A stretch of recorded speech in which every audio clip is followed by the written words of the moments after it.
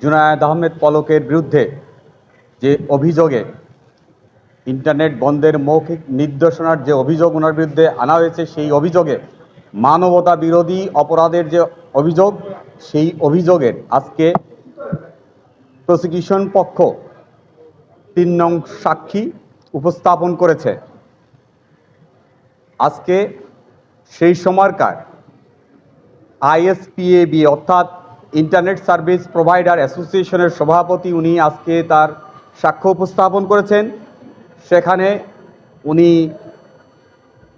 জুলাই 2024 তারিখে অর্থাৎ 18 জুলাই থেকে 23 জুলাই পর্যন্ত সংঘটিত যে ঘটনা, সেই বিষয়ে ইন্টারনেট সংক্রান্ত যে ঘটনা ঘটেছে, সেখানে উনি বলেছেন যে সেখানে আগুন দেওয়া হয়েছিল, আগুনের ঘটনা ঘটেছিল এবং আগুনের ঘটনার ফলে পার্শ্ববর্তী ভবনের লোকজন কিছু ডাটা সেন্টারের তার কেটে দিয়েছিল এবং সেই তার কেটে দেওয়ার ফলে যে ইন্টারনেটের কিছুটা স্লোথ হয়েছিল এবং আমরা আমাদের ডিফেন্স পক্ষ থেকে সাজেশন দিয়েছি এবং বলেছি যে ইন্টারনেট বন্ধের কারণে বা নির্দেশনা কোনো দেওয়া হয়নি এবং বন্ধের কারণে যে অপরাধ ওনার বিরুদ্ধে আনা হয়েছে, সেই ঘটনার সাথে ইন্টারনেট স্লথ বা সীমিতকরণের কোনো সম্পর্ক ছিল না বা নেই। আর যেহেতু দুর্যোগ ব্যবস্থাপনা ও ত্রাণ ভবনে, যেটি খাজা টাওয়ার নামে পরিচিত, সেই ভবনের ডেটা সেন্টারগুলো অগ্নিসংযোগ এবং তার কেটে দেওয়ার ফলে যে ইন্টারনেটের গতি স্লথ হয়েছিল, সেটি কারণে সারা দেশে সম্পূর্ণ ইন্টারনেট বন্ধ হয়নি। তার উপস্থাপিত সাক্ষ্যমতে এবং আমাদের জেরাতে এই বিষয়গুলো আমরা উপস্থাপন করার চেষ্টা করেছি বা সাক্ষ্যতে নিয়ে আসার চেষ্টা করেছি।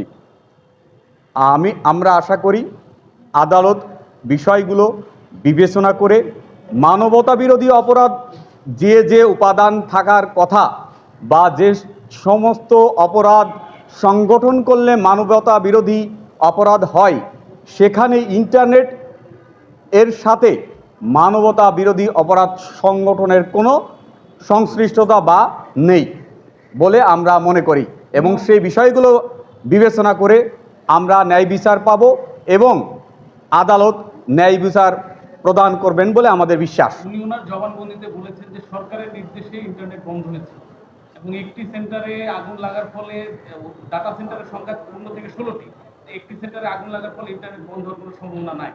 হ্যাঁ, উনি তো এটা বলেছেন।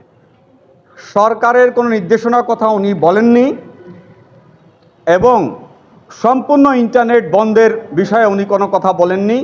যে বিষয়ে বলেছেন যে ডাটা সেন্টার ক্ষতিগ্রস্ত হয়েছে অগ্নিসংযোগ এবং কেবল কেটে দেওয়ার কারণে, এবং কিছু আন্দোলনকারীরা তারা ওই সময়ে কেবল কেটে দিয়েছিল, যার ফলে ইন্টারনেটের গতিটা কিছুটা স্লথ হয়েছিল। সম্পূর্ণ ইন্টারনেট কখনোই বন্ধ হয়নি এবং এইটার সাথে মানবতা বিরোধী অপরাধের যে উপাদানগুলো, সেইটার সাথে এই ইন্টারনেট স্লথের কোনো সংশ্লিষ্টতা একদমই নাই। আগামী বৃহস্পতিবার অর্থাৎ 16/4/2026 তারিখে পরবর্তী সাক্ষীর জন্য অনারেবল ট্রাইব্যুনাল দিন ধার্য করেছেন।